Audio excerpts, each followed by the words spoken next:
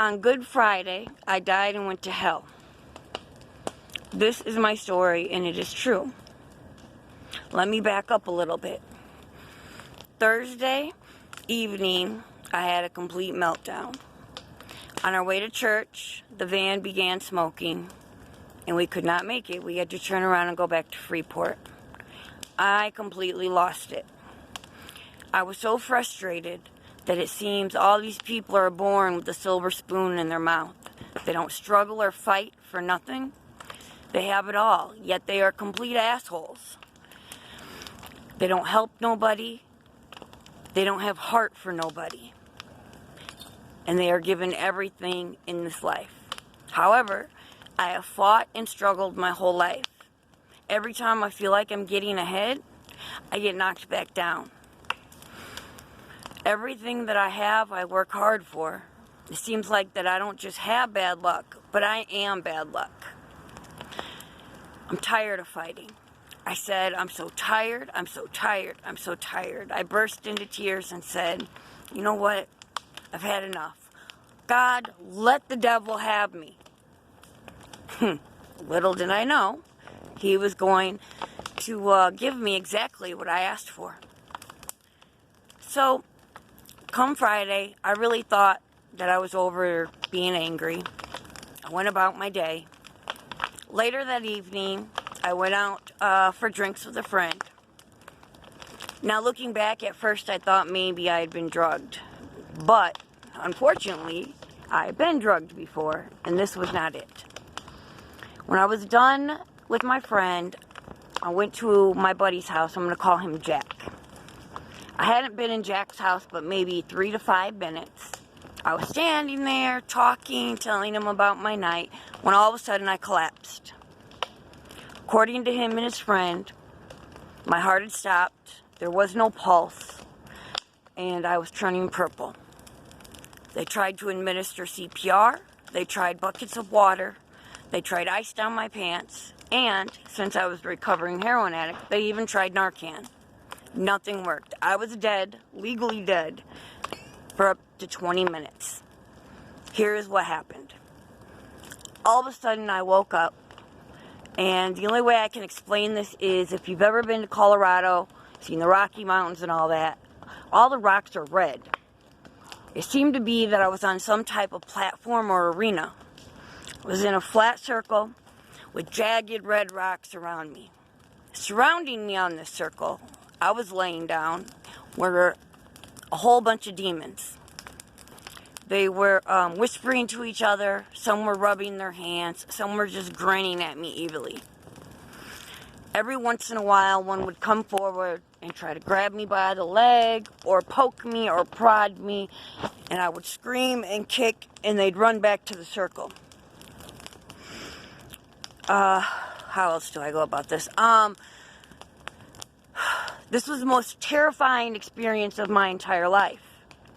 Fear here on earth is like child's play compared to the horrific fear that I felt in hell. Although I was only there for 20 minutes, it seemed like a whole much longer. In one occasion, one of the demons grabbed me by my arm, and it burnt me so severely, so painfully, that when I actually came back to life, I was still screaming. My buddy Jack said it took me about 10 minutes to realize I was even back alive. That any time they got close to me, I would scream at the top of my lungs. My eyes were darting up around, and I would kick and hit anybody that came close to me. He's actually surprised his neighbor did not call the cops. He says he has never seen a human being's face look the way mine did, or hear a human being make the type of screams that I made. To try to even tell this story, I'm telling it mildly. Human words cannot express the things that I went through while I was there.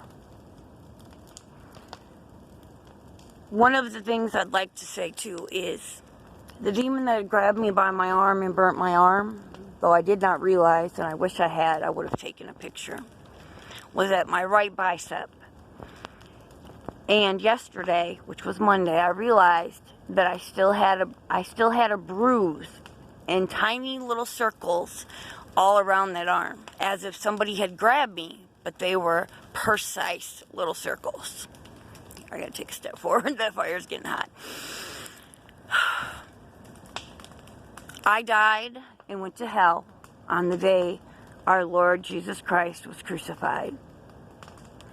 I want to impress how powerful our words are here, and that God will give us what we ask for. So do be careful what you ask for. This has changed my life immensely.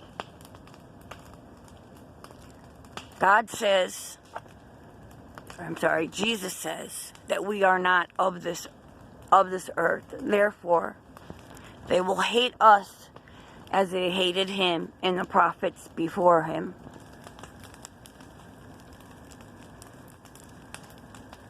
What we are fighting for is to stay out of places like hell. What we are fighting for is to show other people on this earth love, God's love, as he has shown it to us.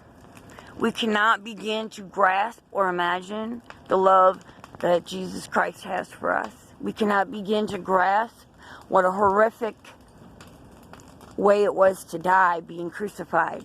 Anything that we go through on this planet is nothing compared to what Jesus went through for us, what God went through for us by sacrificing his one and only Son. For those of you that are parents, try to imagine watching your one and only child